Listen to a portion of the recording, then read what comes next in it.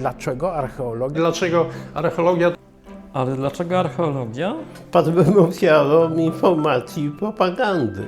A tam tylko dziewuchy są. Miałem zbyt wiele zainteresowań. Archeologia przez przypadek. Zawsze mnie ciekawiły takie rzeczy. Co by tu takiego, co by nie było daleko, ale nie było objęte nakazem pracy? Chcę, żeby ci paniczykowie poznali, na czym polega prawdziwe życie. Wyobraźnia, marzenie. Fanfaronada młodzieńcza, dziecięca. Trzecie marzenie było takie, że być może będę najlepszym archeologiem zajmującym się wczesnym średniowieczem, w moim pokoleniu przynajmniej.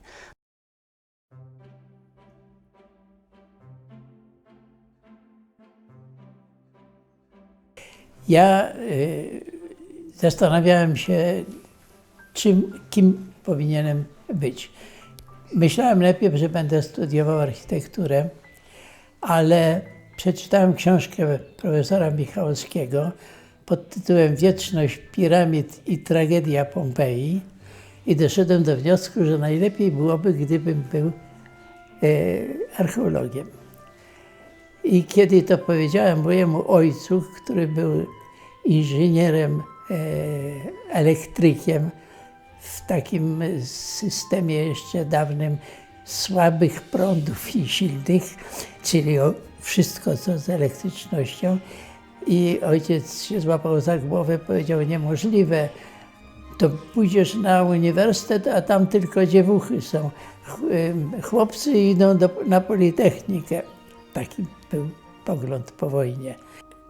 Pojechałem do Biskupina, gdzie się zaczynały wykopaliska na nowo, bo Niemcy, kiedy stwierdzili, że Biskupin nie jest starogermański, to zbudowali kolejkę, żeby piasek woziła i zasypywała ten Biskupin, wszystko to, co zostało już wykopane przed wojną. I mnie się tak te wykopaliska spodobały i że to jest w kraju, że ja nie muszę czekać, kiedy ja w życiu pojadę do Egiptu albo do Grecji, że postanowiłem przenieść się wewnętrznie już w Uniwersytecie Warszawskim na studia prehistoryczne tak zwane. Dlaczego archeologia? Powiedziałbym nawet ściślej, dlaczego archeologia śródziemnomorska? Ponieważ były wtedy na Uniwersytecie Warszawskim dwa kierunki studiów: archeologia śródziemnomorska i archeologia pradziejowa, czy Polski i powszechna, Polski wczesnośredniowieczna, pradziejowa i wczesnośredniowieczna, to się rozmaicie nazywało, ale to były dwa odrębne kierunki dysponujące co roku 10 miejscami dla kandydatów z całej Polski, jeśli chodzi o archeologię śródziemnomorską, bo archeologii śródziemnomorskiej na innych uniwersytetach polskich wtedy nie było. A więc była ogromna liczba kandydatów i panowała opinia, że na archeologię śródziemnomorską jest się trudno dostać. Motywacja kandydatów była prawdopodobnie różna, ale na ogół motywem było zainteresowanie starożytnością, bajecznym wschodem, ale także Grecją i Rzymem. W moim przypadku było to zainteresowanie starożytnością, które się zaczęło bardzo wcześnie, jeszcze nawet zanim poszedłem do szkoły. Mój ojciec opowiadał mi o piramidach, czytał mi Odyseję w przekładzie Parandowskiego. Starożytność zawsze miała dla mnie jakieś ogromne znaczenie i pobudzała moją wyobraźnię. Pamiętam, że na wiosnę roku 1969 ukazał się w gazecie Sztandar Młodych artykuł pod tytułem Owczy pęd na archeologię, o dziwo autorstwa pani, która pracowała w katedrze archeologii śródziemnomorskiej. Jak gdyby niepokoiło ją to, że tych kandydatów jest tak wielu, na co pamiętam, że ktoś zareagował w ten sposób: no przecież jeżeli w całej Polsce na te 10 miejsc znajduje się dużo kandydatów, to i tak wcale nie jest ich tak wielu. A archeologia była moim konikiem już od lat dziecinnych, kiedy mieszkałem na Starówce, na ulicy Piwnej. Z moim ojcem chodziliśmy na spacery nad Wisłę. Wisła jeszcze nie miała uregulowanego wybrzeża i zbieraliśmy wszystko to, co Wisła na brzeg wylewała, a było to z reguły monety, pieczęcie. Pamiętam, że potem siadałem z ojcem w jedynej knajpie, jaka wówczas była na rynku Starego Miasta i robiliśmy generalne porządki, przegląd. Miałem swoją pierwszą niewielką wystawę tak pozyskanych zabytków. I to ojcu zawdzięczam, że zainteresował mnie najstarszymi dziełami Polski, historią. Jeździłem na pierwsze swoje wykopaliska jeszcze w czasach liceum. Egzamin wstępny, o ile pamiętam, przebiegał zupełnie inaczej niż to wygląda współcześnie, aczkolwiek w ostatnich latach w ogóle nie mamy tego typu egzaminów. Była 3-osobowa komisja, nawet pamiętam ich wszystkich członków. Był profesor Gąsowski, był profesor Sochacki i profesor Kozłowski. Pytania wydawały się dla mnie dosyć banalne, bo dotyczyły one geografii i historii Polski, trochę też moich zainteresowań archeologicznych i wtedy trochę wydawało mi się, że popadłem, bo opowiadałem o takim swoim pierwszym rzeczywistym archeologicznym znalezisku na Mazurach, grocie w Łuczni, no i na ile go potrafiłem określić, powiązałem go z plemieniem Wandalów, tym co czytałem w starszej literaturze jeszcze profesora Antoniewicza i reakcja komisji, zwłaszcza na tych Wandalów, była dosyć dziwna. To też jak wyszedłem z egzaminu, to byłem niemal przekonany, że nie zdałem. A pognębił mnie zupełnie profesor Okulicz, który wyszedł i powiedział, że ty to się nie ma co się przyjmować. W szkole uchodziłem przede wszystkim za matematyka, wobec tego wymyśliłem sobie również matematyczną metodę wyboru studiów. Cierpiałem na prawdziwe embarras de richesse, jeżeli chodzi o zainteresowania, to znaczy miałem zbyt wiele zainteresowań, żeby się od razu zdecydować na jakieś konkretne studia. Wobec tego co zrobiłem? To wszystko, co mnie interesowało najbardziej, to znaczy historia, sztuka, geografia, i tego rodzaju rzeczy połączyłem razem, sumę spierwiastkowałem i wyszła mi archeologia śródziemnomorska.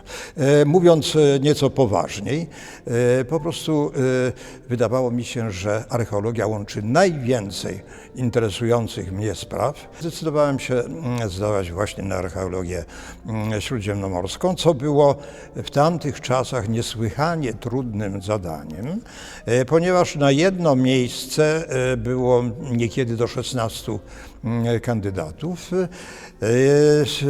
No, egzamin odbywał się dokładnie na tym poziomie Instytutu Historii, na którym w tej chwili nagrywamy tą audycję.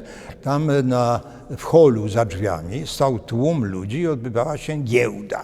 I rozeszła się wiadomość, że jednego absolutnie nie wolno mówić na egzaminie wstępnym. Nie wolno powiedzieć, że człowiek wybrał ten kierunek studiów, ponieważ lubi podróżować i spodziewa się, że archeologia mu to umożliwi. Co było ewidentnym faktem, że tak jest, ponieważ wtedy podróżowanie do krajów egzotycznych było właściwie poza zasięgiem młodych ludzi. Archeologia przez przypadek, dlatego że ja chciałam studiować biologię, ale ponieważ kiedy zaczynałam, to był rok 1951, czyli był to stalinizm w całej okazałości, powiedziano mi, że nie ma mowy, żeby moje papiery zostały złożone na biologię. Czemu? Nie wiem, ale po pierwsze ja miałam złe pochodzenie, bo inteligencja pracująca się to nazywało, a po drugie kończyłam szkołę sióstr nazaretanek, więc to właściwie hańba w tamtych czasach była. Ja wobec tego pojechałam do szkoły, gdzie był jeden egzemplarz takiego informatora o studiach wyższych i znalazłam coś takiego, co się nazywało Historia kultury materialnej. No nie bardzo wiedziałam, co to jest, ale wydawało mi się, że jeżeli historia, której ja bardzo nie lubiłam zresztą w szkole, no to nie będzie jakieś specjalnie skomplikowane. I doszłam do wniosku, że złożę papiery na tęże historię kultury materialnej.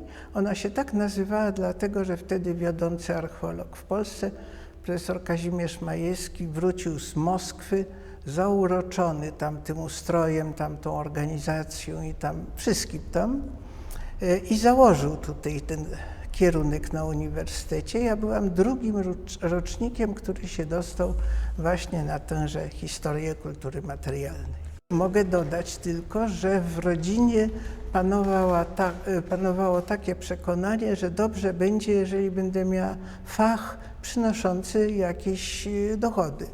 I wobec tego moja rodzina doszła do wniosku, że powinnam być modystką od kapeluszy. Ale że ja nie lubiłam kapeluszy, to chciałam zrobić wszystko, żeby nie stać się modystką i stąd znalazłam się na studiach. Jakbym odpowiadał na pytanie, dlaczego archeologia, to musiałbym się cofnąć trochę, ponieważ w liceum, studiując informator o wszystkich możliwych wydziałach, jakie wchodziły w grę, wybrałem geologię. I to była moja największa porażka, moja pomyłka życiowa, dlatego że nie wiedziałem, nie przeczytałem w tym informatorze, jakie tam są przedmioty do nauki, matematyka, fizyka, chemia oczywiście, a potem jeszcze doszła geometria wykreślna w Pałacu Kultury z profesorem Otto. Nie rozumiałem ani słowa z tego, co mówił ten profesor światowej sławy. W związku z czym po 2 miesiącach czy 3 najdalej zrezygnowałem z tego i po prostu miałem rok przerwy, bo musiałem się na coś innego zdecydować. Dlaczego archeologia? Wydawała mi się bardzo ładnie brzmiąca. Krótko mówiąc, być może jakiś snobizm mną kierował, bo to było jednak coś nadzwyczajnego w sumie. To nie były jakieś banały, tylko można było się być dumny, że się studiuje archeologię, tak sobie myślę. Ale po tej tragedii geologicznej, którą moi rodzice też opłakiwali, dlaczego tak szybko rezygnuję, przecież mogą mi pomóc, jakieś korepetycje. Ja wiedziałem, że to jest nieporozumienie, że ja tego nie chcę. Więc przez cały rok uczyłem się historii z różnych książek takich szkolnych i nie tylko, więc byłem przygotowany do egzaminu wstępnego bardzo dobrze. Pamiętam, że na egzaminie pisemnym z historii pilnował nas, żebyśmy nie ściągali obecny profesor Stefan Kozłowski. Pamiętam nawet, jak był ubrany w białą koszulę nieskazitelną i rozglądał się, czy ktoś nie ściąga. Nie wiem, co mieliśmy ściągać i skąd. Temat tej pracy był miasta średniowieczne. Co to znaczyło, naprawdę nie wiem. Wiem, że pisałem głównie o biskupinie, chcą cię popisać.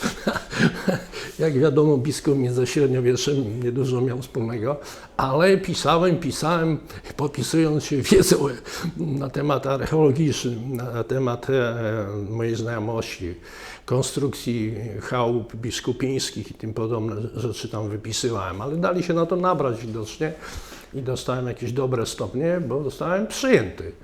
Oczywiście moi rodzice pewnie też, aczkolwiek ojciec mój trochę sceptycznie patrzył na ten wybrany przeze mnie zawód, ale przyznam, że jednak jest to jakiś zawód, więc będę miał zawód, jednym słowem. On by mnie najchętniej widział w jakimś zakładzie, który naprawia radia na przykład, czy coś takiego, bo to jeszcze bardziej konkretny zawód.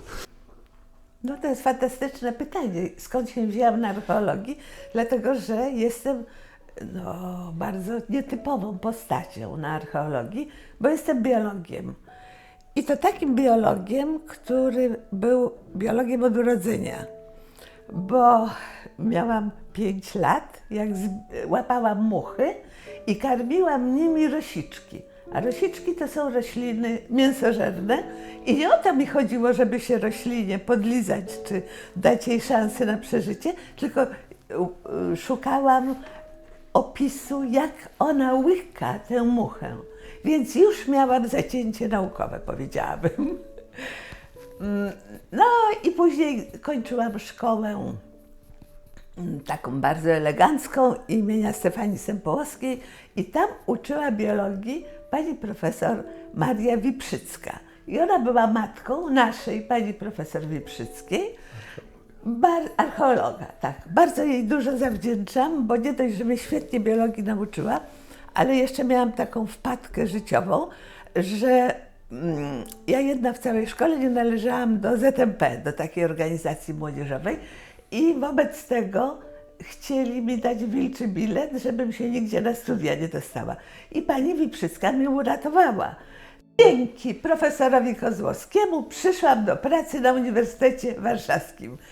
I w dodatku to zdarzenie losu traktuję jako wspaniałe moje życiowe wydarzenie, dlatego że dopiero tu rozkwitłam naukowo. Polegało to na tym, że musiałam zacząć wykładać. Nikt przede mną nie wykładał archeozoologii, nie istniała. Było rozpoznawanie kości, ale to nie była żadna dziedzina naukowa. Czyli musiałam stworzyć jakiś model wykładów, jakiś model prac magisterskich. Zainteresowanie studentów było ogromne. Kiedy przyszła pora zdecydować, co chcę studiować, to wtedy, tuż przed maturą, nie bardzo wiedziałem i zacząłem przeglądać taką broszurkę, jakie wtedy kursowały, wszystkich możliwych kierunków. Więc oczywiście wszystko, co dotyczyło nauk ścisłych, politechnicznych, to wszystko oczywiście odpadało bez dyskusji. I w końcu wydało mi się, że archeologia jest chyba numerem 1 w tym wszystkim. Choć moje pojęcie o tym, co to za dyscyplina i czym się zajmuję, było dosyć mętne. Ale zawsze mnie ciekawiły takie rzeczy. W dzieciństwie robiłem kronikę nieistniejącego kraju, którego władcy nosili imię Harhara, przez 2 samo H. I dojechałem do 26 Harhary.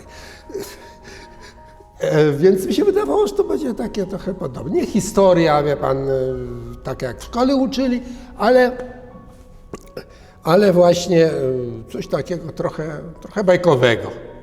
Ale kiedy już pomyślałem, że archeologia mogła być czymś ciekawym, zacząłem się radzić w rodzinie i wuj Adam znał akurat panią profesor Bernard.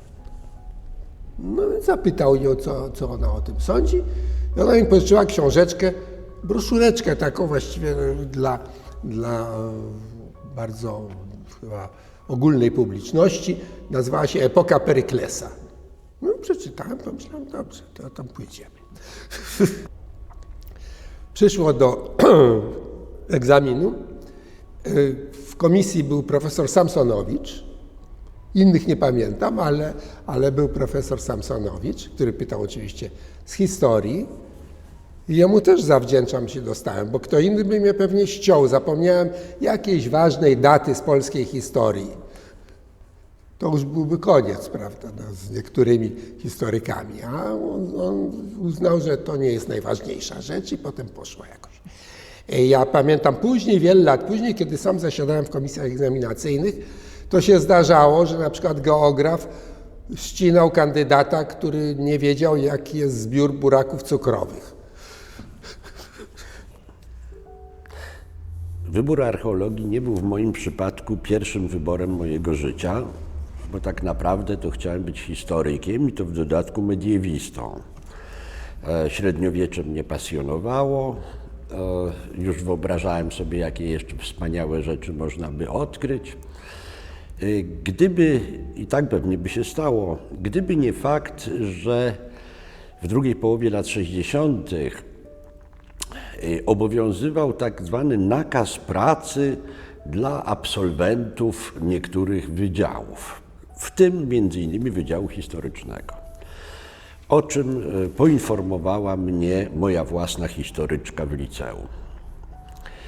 I nie będę ukrywał, to nie była tajemnica, bardzo nie lubiłem szkoły. Z jednego liceum mnie wywalono, w drugim maturę owszem zrobiłem, ale myśl o tym, że mam przez 5 lat studiować po to, żeby w nagrodę wrócić do szkoły i uczyć w tej szkole, wydało mi się być rażącą niesprawiedliwością. Zacząłem się więc rozglądać, co by tu takiego, co by nie było daleko, ale nie było objęte nakazem pracy. I ta archeologia śródziemnomorska została mi podpowiedziana przez rodzinę. No i tutaj był zupełny splot przypadków. Moja mama zupełnie przypadkowo przez znajomą dziennikarkę kiedyś poznała profesora Michałowskiego. Ale nie będę ukrywał, że wizja archeologii śródziemnomorskiej, która kursowała wówczas w prasie i w radio, nie była dla mnie specjalnie pociągająca. Co wynikało z faktu, że nie przepadałem za starożytnym Egiptem, nie ukrywam, zostało mi to do dzisiaj, i białe świątynie i białe posągi też do mnie nie przemawiały. Jednak skoro już miałem ten wybór, to pomyślałem sobie, że zaryzykuję. No i w dodatku jeszcze została poruszona moja prywatna ambicja, albowiem kiedy, wtedy się tak zgłaszało w tej ostatniej klasie licealnej, to tak trzeba było w styczniu zasygnalizować, co by się chciało studiować. I kiedy palnąłem, że archeologia śródziemnomorska, to moja wychowawczyni, z którą serdecznie żeśmy się nie lubili, powiedziała mi, że to jest kierunek elitarny, na który dostają się tylko najlepsi, więc żebym wybił to sobie z głowy, bo nie mam żadnych szans. No i tu dopiero wtedy, chyba w życiu tak nie ryłem jak wówczas, powiedziałem sobie, że nie ma tak dobrze. Jeżeli już podjąłem tę śmiałą decyzję, że spróbuję się dostać na archeologię śródziemnomorską, udałem się grzecznie na spotkanie potencjalnych kandydatów na studia, które odbyło się w maju 1967 roku w lokalu, który wówczas jeszcze był siedzibą Katedry Archeologii Śródziemnomorskiej, a od roku właśnie 1967 stał się siedzibą dziekanatu Wydziału Historycznego. W pewnym sensie, kiedy tak los złożył, że byłem dziekanem tego wydziału, to siedziałem w pokoju, w którym spijałem z ust prowadzącej zebranie z nami ówczesnej docent, późniejszej profesor Anny Sadurskiej, wszystkie informacje na temat przyszłych studiów i, jak to pani Anna miała w zwyczaju, łagodnie nas zniechęcała. Po pierwsze nie ma pracy, po drugie nie ma perspektyw, po trzecie to nie jest specjalność, którą można jako tak studiować na pół gwizdka, to trzeba się temu poświęcić. Nie to, że mówiła, że patrząc na nas, że my się do tego nie nadajemy, ale jakby między wierszami to już było powiedziane. Archeologia stąd, że zawsze interesowałem się historią, czytałem mnóstwo książek historycznych, Bunsza na przykład, które spowodowały, że czułem pewną potrzebę ukierunkowania się w dalszych zainteresowaniach, co pogłębiła we mnie historyczka w Liceum Pedagogicznym w Szczytnie, która była świetnie przygotowana do nauczania, rozbudziła we mnie zainteresowania. Do tego kolega z roku wyżej, Franciszek Frączek, wymienił jego nazwisko, wrócił, studiując na pierwszym roku, zachęcił mnie jeszcze bardziej. I stąd zdecydowałem się złożyć dokumenty do Poznania, ale okazało się, że rejonizacja spowodowała przeniesienie ich do Warszawy i zdawałem tu jako ostatnia osoba dopisana ołówkiem na liście kandydatów. Egzamin odbywał się w budynku dzisiejszego Wydziału dzisiejszej historii na drugim piętrze obok dziekanatu.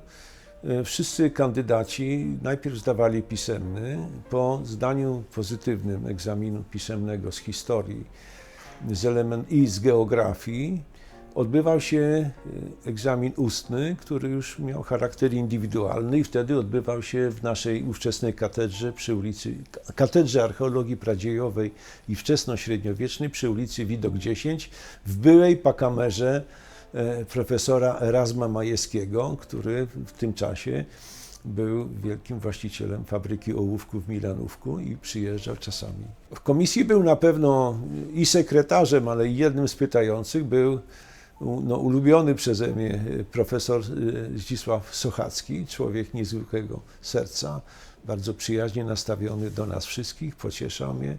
Kiedy się żaliłem, że byłem ostatni na liście, mówi: niech pan się nie martwi, ostatni będą pierwszymi. No to trochę ducha we mnie wprowadził. Z historii pytał profesor Kieniewicz. Także też bardzo miło wspominam. Niemniej to takie było bardzo rzeczowe przepytywanie. Wyszedłem taki niezdecydowanie pozytywnie nastawiony, a okazało się, że wszystko zdałem i zostałem przyjęty. Pamiętam tą chwilę, ponieważ pracowałem wtedy jako pracownik fizyczny w przedsiębiorstwie budownictwa rolniczego, żeby zarobić na studia. I przed 21 lipca, Wielkim Świętem, dostałem kartkę informującą, że zostałem przyjęty na archeologię. Więc święto było nie tylko w rodzinie, ale wśród sąsiadów, jak również wśród kolegów budowlańców. Jeździłem na IFie, pamiętam, jako ładowacz piasku, żwiru i cementu luzem. Po prostu nic nowego nie mogę powiedzieć. Jak większość moich kolegów studiujących w latach 70. padłem ofiarą informacji i propagandy. Były to w czasie całego okresu nauki w liceum. Wszędzie pojawiały się informacje o znakomitych światowych odkryciach ekipy profesora Michałowskiego i wtedy wiedziałem, że jeżeli archeologia, to tylko śródziemnomorska. Miałem tylko jeden problem. Bardzo późno się na to zdecydowałem. I praktycznie przez całą ostatnią klasę maturalną uczyłem się wyłącznie pod kierunkiem egzaminu na studia, a nie do matury. No ale jedno i drugie się udało. Zajęcia, jeżeli chodzi o zajęcia, to zajęcia mnie w pewnym sensie zaskoczyły, dlatego że mieliśmy bardzo bliski kontakt z prowadzącymi zajęcia. Oni znali nas wszystkich z imienia, nazwiska i bardzo się bali jeszcze wtedy profesora Michałowskiego, prowadząc te zajęcia, który na egzaminie nie rugał tych nieznających, tylko tych, którzy ich uczyli. I pamiętam sytuację, kiedy wybiegł profesor ze swojego gabinetu za dawną biblioteką i zawołał: Sadurska, gdzie jest Sadurska? Dlaczego ich nie nauczyłaś? No całe szczęście nie dotyczyło to mnie. Archeologia bardzo prosta, bo ja zawsze kochałem historię i geografię i to jest dziedzina, która łączy te dwie specjalności. Znaczy od małego kolor, mapa, obrazek, piękne znaczki kolonialne z czasów, kiedy jeszcze kolonie Anglicy mieli, szczególnie Kenia na przykład, z nosorożcami, z lwami, znaczki kolorowe, to człowiekowi wyskakiwało to z oczu. Poza tym jeszcze komiksy, które się zaraz po wojnie pojawiały, amerykańskie, które później w 1947-1948 dopiero władza zlikwidowała. Znaczy ja miałem jeszcze szansę załapać się na kawałek zachodu. Zaraz po wojnie to wszystko było smutne i tragiczne. Pojawiła się pomoc zachodnia, głównie amerykańska, między innymi kolorowe pisemka, jakieś takie różne rzeczy. No i jeszcze dochodziły te listy, wtedy kiedy dochodziły, właśnie z tymi znaczkami fascynującymi, z fauną, z florą, no, z obrazkami bardzo fajnymi. I do tego jeszcze zamiłowanie moje do koloru. Znaczy kolor, to znaczy najbardziej kolorowa jest zawsze mapa, jeśli jest w ogóle kolorowa, a na tej mapie można sobie wyobrazić różne różniste rzeczy.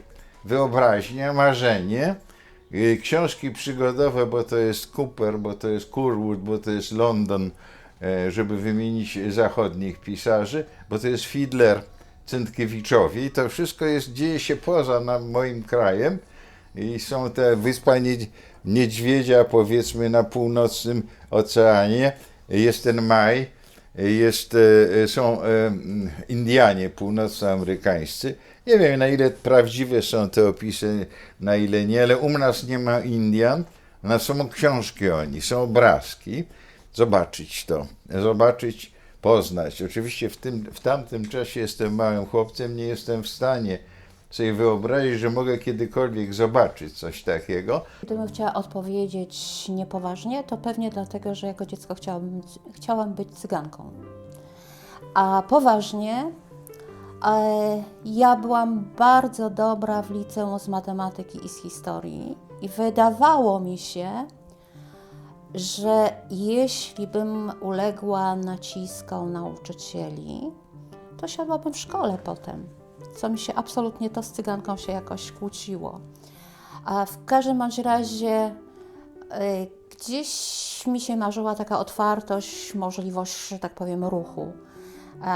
I w momencie, kiedy się zaczęłam zastanawiać to stwierdziłam, że jednak te najodleglejsze dzieje, ale jeszcze w ramach historii, a potem stwierdziłam, że no dobra, ale historyk przecież nie może tych najodleglejszych czasów studiować bez archeologii. Archeolog jest tutaj potrzebny i dlatego archeologia.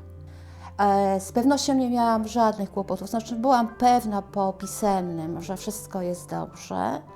Na ustnym oczywiście człowiek jest jeszcze dzieckiem, okropnie się denerwowałam i pamiętam, jak dzisiaj w komisji był profesor Samsonowicz i ja się, odpowiadając na pytania, kiwam się tak strasznie na krześle, a on mówi: oj, spadnie pani, spadnie. I ja sobie myślę: oho, spadam z tej listy, prawda?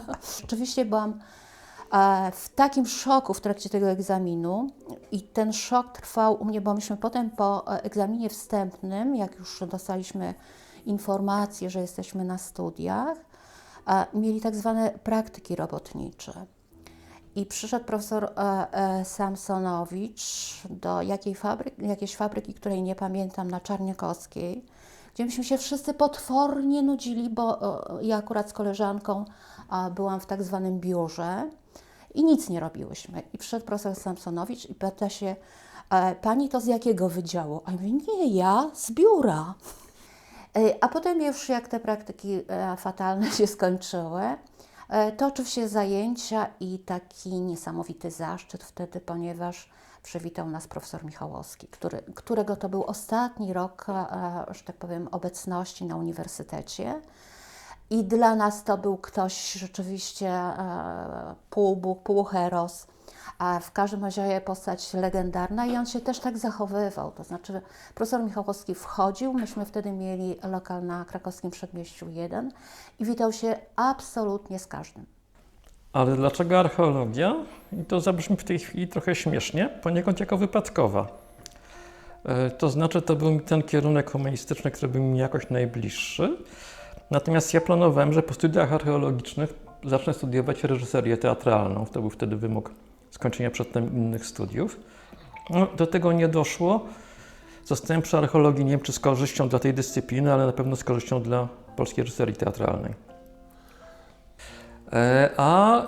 Egzamin ustny odbywał się w wczesnej katedrze archeologii śródziemnomorskiej na Krakowskim Przedmieściu nr 1.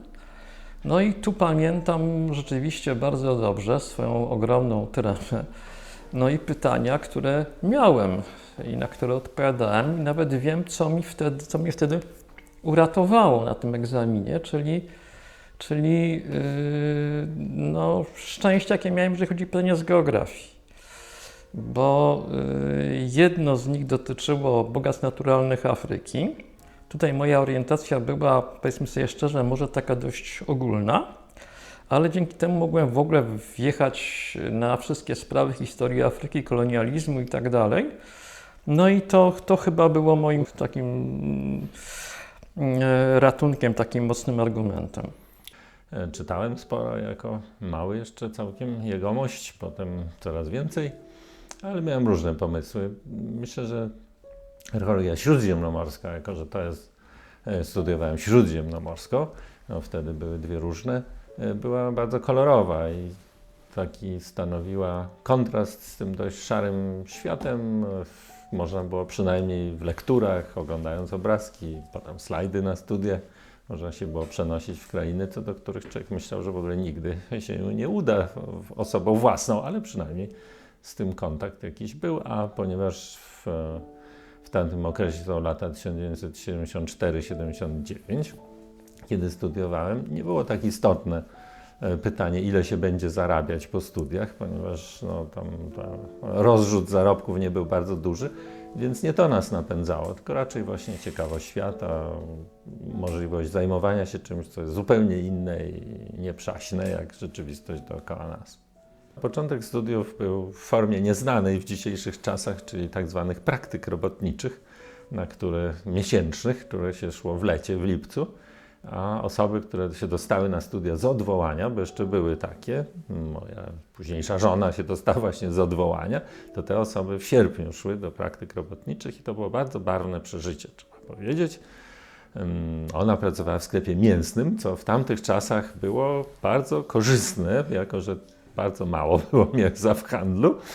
Natomiast ja trafiłem do Miejskiego Przedsiębiorstwa Elektryfikacji, czyli MPRE, gdzie spędzaliśmy miło czas, a to rozsypując górę ziemi, a to kopiąc dół pod kabel, który, o ile pamiętam, miał mieć 20 metrów, kiedy kopaliśmy 5. Panowie, którzy nadzorowali pracę, powiedzieli, że to zupełnie wystarczy, włożyli tam ten kabel iśmy się zabrali, więc pewnie on jednak nie działał, mam wrażenie. A najzabawniejsze było malowanie sygnalizacji drogowej na skrzyżowaniach. I to było bardzo zabawne, zwłaszcza, żeśmy się przeważnie szybko uwijali i musieliśmy czekać na samochód, który miał nas zwieźć, a ponieważ on się nie śpieszył, to mieliśmy dużo wolnego czasu, a lipiec, pamiętam, był cudowny wtedy. Przesłanie było oczywiste, żeby ci paniczykowie poznali, na czym polega prawdziwe życie klasy robotniczej. No tośmy się dowiedzieli właśnie.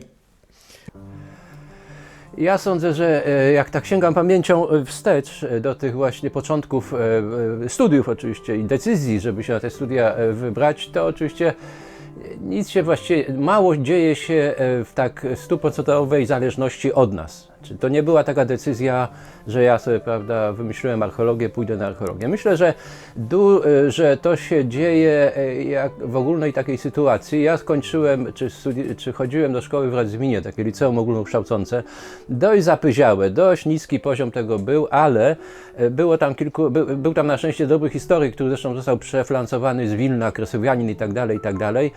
Ja byłem słaby z różnych ścisłych przedmiotów i w sumie on mnie przepchnął przez maturę dzięki temu, że on był dyrektorem, byłem jego faworytem i tak dalej.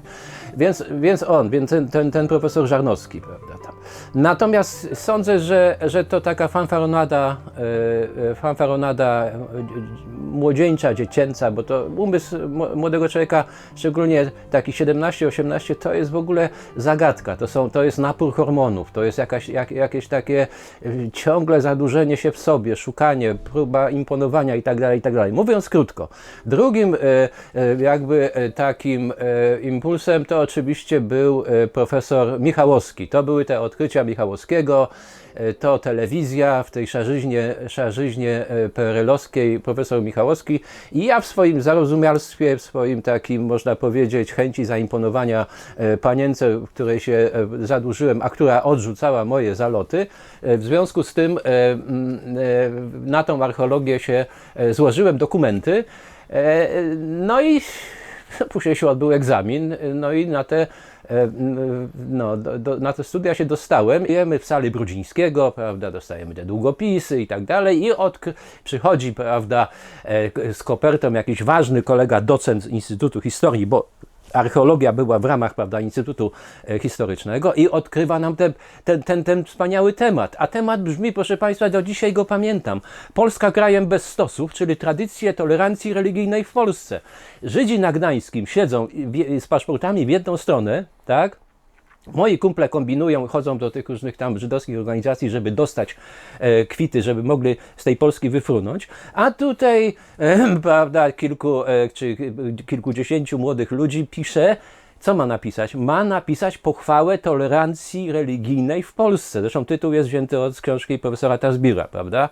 No więc oczywiście ja w swoim niedouczeniu swojej tam, ale coś tam liznąłem z tej historii, w swojej tam naiwności, od razu oczywiście wyjechałem z tym, że Polska to była paradise Judeorum, prawda, że my zawsze kochaliśmy Żydów i zawsze Żydom było dobrze w Polsce. Oddałem przed czasem swoją, prawda, wypowiedź, no i oczywiście piątka, prawda. Piątka dostałem, byłem pierwszy czy drugi w rankingu, tylko dlatego, że na ten pomysł wpadłem. Ale to, jak powtarzam, to też obrazuje, że uniwersytet, zresztą to było oczywiste, nie jest tylko instytucją naukową, ale też jest instytucją polityczną. Zawsze chciałem się dowiedzieć, kto wymyślił taki perfidny tytuł, no ale niestety nie udało mi się tego i chyba już nie jestem ciekaw. Archeologia to był pomysł po drugiej klasie technikum, po lekturach Polski Piastów, Jasienicy i Pogański Książę Silny Wielce Janusza Rożko. Wtedy zdecydowałem, że będę studiował, mimo że byłem w technikum, będę studiował archeologię. No i miałem takie 3 marzenia wtedy. Zdać na archeologię na Uniwersytecie Warszawskim. Po drugie, dostać pracę w zawodzie najlepiej na Uniwersytecie Warszawskim.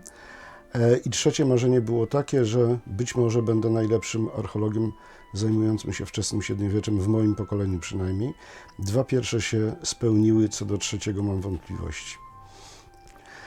W komisji egzaminacyjnej na pewno był profesor Chmielewski, na pewno była pani profesor Maria Miśkiewiczowa i bodajże profesor Jerzy Kolenda, ale tego już nie jestem pewien. Duży stres to był wtedy. No i egzamin ustny poszedł mi bardzo dobrze.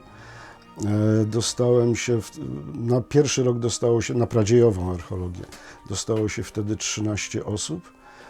Ja byłem ex aequo na miejscu 3, 2 pierwszych kolegów, koleżanka Grażyna Reichert zdała absolutnie rewelacyjnie, plus do tego miała jeszcze tak zwane punkty za pochodzenie. Janek Kwiatkowski dostał prawie maksimum punktów za merytorykę, plus jeszcze punkty za pochodzenie. Na 3. miejscu ex aequo były 2 osoby, które nie miały punktów za pochodzenie. W związku z czym stąd ta punktacja.